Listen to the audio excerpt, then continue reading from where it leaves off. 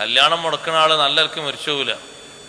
ഞാൻ അതിൻ്റെ അനുഭവങ്ങളൊന്നും പറയാത്ത നിങ്ങളെ സദസ്സ് നീട്ടണ്ടെന്ന് എഴുതിയിട്ടാണ്. ഒരുപാട് ആൾക്കാർ അനുഭവങ്ങൾ എൻ്റെ അടുത്തുണ്ട്. ഒരൊറ്റ കുട്ടിൻ്റെയും കല്യാണം മുടക്കരുത്. കല്യാണം നമ്മൾ മുടക്കിയാൽ നമ്മളൊരു പാഠം അല്ലാഹു തആല ഇവിടുന്ന് പഠിപ്പിക്കും. ളുൽമാണ്. ളുൽമ് ചെയ്ത ഒരാള് അതിൻ്റെ ശിക്ഷ അനുഭവിച്ചിട്ടല്ലാതെ എന്തായി പോവില്ല, മരിച്ചു പോവില്ല. ളുൽമ ഒരാൾ ചെയ്തോ, അത് മനുഷ്യനല്ല, ഒരു ജീവിക്കാണെങ്കിലും കാട്ടുജീവിക്കാണെങ്കിലും നാട്ടുജീവിക്കാണെങ്കിലും ഒരു അന്യായം ചെയ്തോ തക്ക ഫലം കിട്ടിയിട്ടേ മരിച്ചു പോകും. ളുൽമ ചെയ്യാൻ പാടില്ല. ളുൽമാണ് ആ സാധനം, കല്യാണം മുടക്കുക എന്നുള്ളത്. അതിനാരും ആണും പെണ്ണും നിൽക്കരുത്. സാധ്യതയുള്ള വാക്കും പറയരുത്, സങ്കല്പമുള്ള വാക്കും പറയരുത്. നേരെന്താണോ ഹക്ക് പറയണം. പറയാൻ പറ്റാത്ത ഒരു സംഗതിയിൽ പഴയ കാലത്തുണ്ടായിരുന്നു, ഇപ്പൊ ആള് നന്നായിട്ടുണ്ടെന്ന് ആ പഴയ കഥ പറയരുത്. ഒരാള് നേരത്തെ 10-15 വയസ്സിൽ എന്തോ ഒരു തെറ്റ് ചെയ്തിട്ട് ആള് നന്നായിക്കണ്. അപ്പൊ 10-25 വയസ്സേക്കണ്. ഇപ്പൊ അയാൾ കുഴപ്പമൊന്നുമില്ല. പിന്നെ അന്ന് 15 വയസ്സിൽ ഇങ്ങനെ ഒരു പ്രശ്നം നേരത്തെ ഉണ്ടായിരുന്നു. അയാളെ നിങ്ങൾ പോയി നോക്കിയത് അന്വേഷിച്ചതും ഇപ്പൊ 25 ആള് നന്നായി ഉഷാറായിക്കണ്. നമ്മളിപ്പത്തെ കാര്യം പറഞ്ഞാൽ മതി. നമ്മൾ എത്ര മോശമാണ് അല്ലാണ്ട് നമുക്കറിയില്ലേ. അതും കൂടി അല്ലാഹു തആല വെളിവാക്കി ഈ വിഷയത്തിൽ. ആളെത്ര മോശമുണ്ട് ഉഷാറുണ്ട് ക്ലിപ്പായില്ലേ ആയി.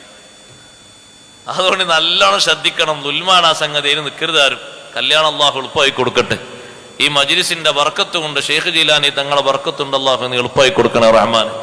ഒരു ബാപ്പയും ഒരു ഉമ്മയെങ്ങാനും ആ വിഷയത്തിൽ 30, 35, 40 വയസ്സായ കുട്ടികൾ ഇങ്ങനെ മുടക്കി കണ്ണീര് ഉറ്റിപ്പോയോ അതിൻ്റെത് അനുഭവിക്കേണ്ടി വരും. നീ ലാസ്റ്റ് എല്ലാവരും വന്ന് രോഗം സന്ദർശിക്കുന്ന നേരത്താണെങ്കിലും നല്ല അനുഭവിക്കേണ്ടി വരും. നാട് ഭരിച്ചിരുന്ന ഒരാളല്ലേ ഹജ്ജാജ് ഇബ്നു യൂസുഫ്. ഒരു കാരണമില്ലാതെയാണ് സയ്യിദ് ഇബ്നു ജുബൈർ റളിയല്ലാഹു അൻഹുവിനെ കൊന്നത്.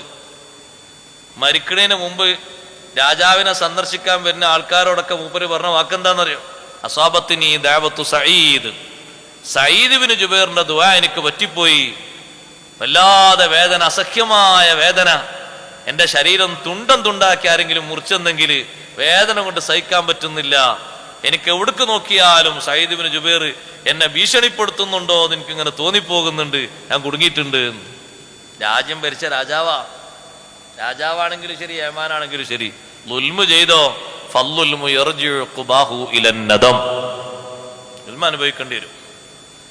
അതുകൊണ്ട് തീർത്തും ആ ഒരു സങ്കടകമായ കാര്യത്തിന് നമ്മളൊരു വാക്ക്, ചെരിഞ്ഞ ഒരു വാക്ക് പോലും കാരണമാകരുത്. അത് ആണും പെണ്ണും എല്ലാവരും കൃത്യമായി ശ്രദ്ധിക്കണമെന്ന് സാന്ദർഭികമായി ഞാൻ ഓർമ്മപ്പെടുത്തുന്നു. 40 വയസ്സായ ഒരാളുണ്ട് തങ്ങൾ ബാപ്പ എന്നോട് പറഞ്ഞപ്പോൾ ഞാൻ തഹയ്യുറായത് കേട്ടപ്പോൾ.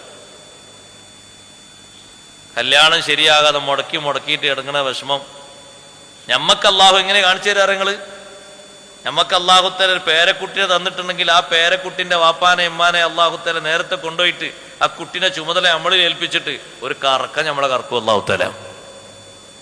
കുടുങ്ങും, നമ്മൾ വരയും, പാടെ 1, 2, 3 ഫുള്ള് പഠിക്കും. അത് ഇതിന്റെ തിക്ത ഫലമായിരിക്കും. അത് നല്ലോണം ആലോചിക്കണം, നല്ലോണം ചിന്തിക്കണം. അത് അവര് വേറൊരു വിഷയമാണ്. മന്നാഉൽ ഖൈർ ആകരുത്.